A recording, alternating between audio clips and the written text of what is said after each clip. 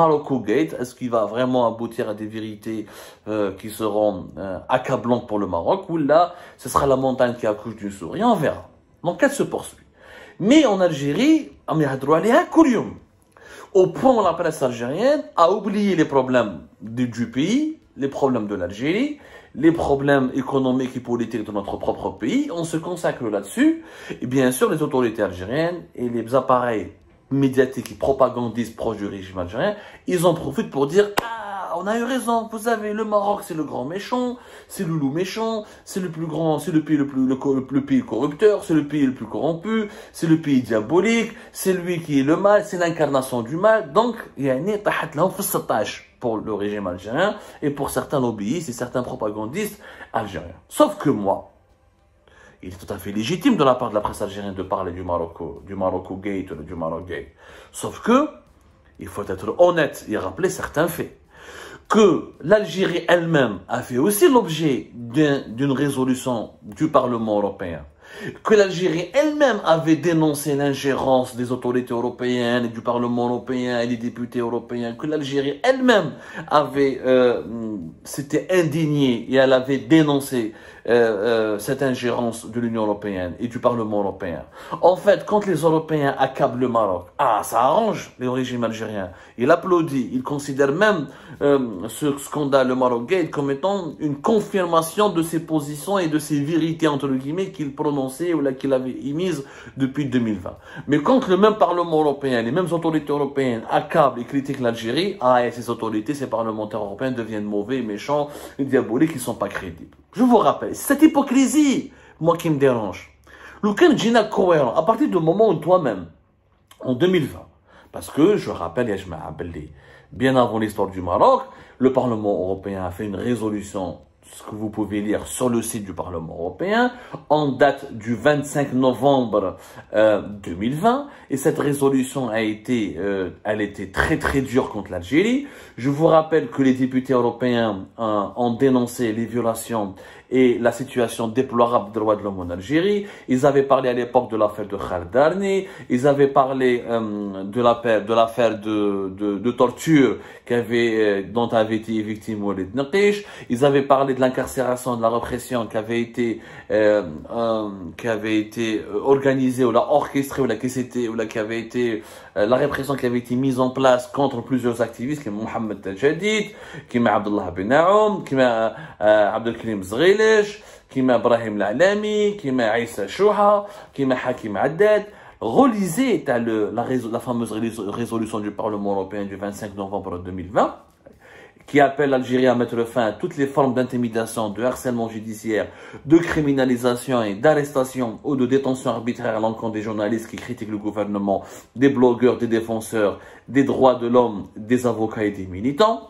Le Parlement européen avait même demandé de remettre immédiatement en liberté, sans condition, Darani, Mohamed Khaled Darani, ainsi que ceux qui ont été détenus et inculpés pour avoir exercé leur droit à la liberté d'expression, que ce soit en ligne ou là hors ligne ou là dans la presse classique.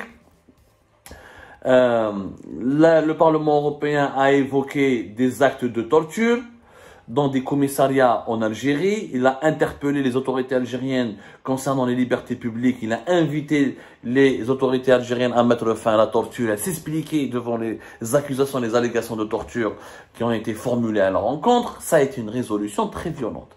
Et comment l'Algérie avait réagi? Il y avait un éclat de fureur.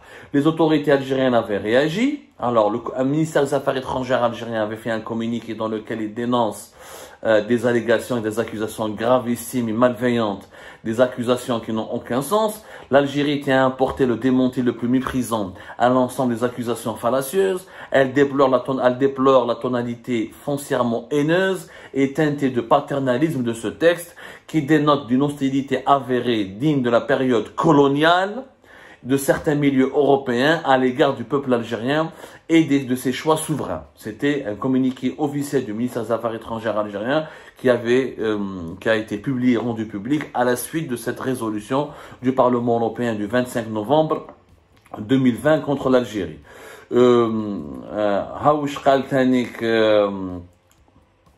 Qu'est-ce qui a été dit Alors la presse algérienne à l'époque, l'Ouatan, toute la presse avait mobilisé, ils avaient mobilisé tous les spécialistes, entre guillemets, les propagandistes, les manipulateurs pour dénoncer cette résolution. Le FLN et le RND, ils ont fait des communiqués, et leurs sénateurs et leurs parlementaires, leurs élus, leurs députés, ils se sont exprimés publiquement pour dénoncer, critiquer et insulter le Parlement européen. Le sénateur du FLN, Abdelwahab Ben Zaïm, il a fait une réponse le 26 novembre.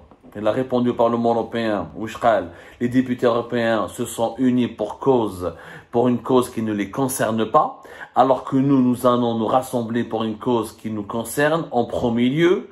Le RND et d'autres, le RND kiff, des députés islamistes kiff, mais une personnalité politique en Algérie n'a pas formulé un communiqué, ou il n'a pas fait un tweet, ou un message, ou un commentaire dans lequel il insulte et critique le Parlement européen. Ce même Parlement européen qui a été audit, détesté et diabolisé par les dirigeants algériens en 2020, il devient maintenant une référence. Et il devient maintenant crédible, il devient maintenant un exemple à suivre et une matière première, une source incontournable parce qu'il dénonce, il s'attaque au Maroc. Je vous l'hypocrisie. Elle ne s'arrête pas le Parlement européen le 25 novembre 2020. À ce moment-là, le Parlement européen était le diable, était Shaitan, c'était le shaitan qu'il fallait combattre. Et aujourd'hui, depuis le début 2023, le Parlement européen, il est cité comme source, c'est évoqué, magnifié, où les mandats d'arrêt contre les responsables marocains sont médiatisés à outrance, au point où on ne parle plus des problèmes de l'actualité algérienne. C'est cette hypocrisie. C'est la grande hypocrisie, cette hypocrisie des dirigeants algériens que je ne supporte pas.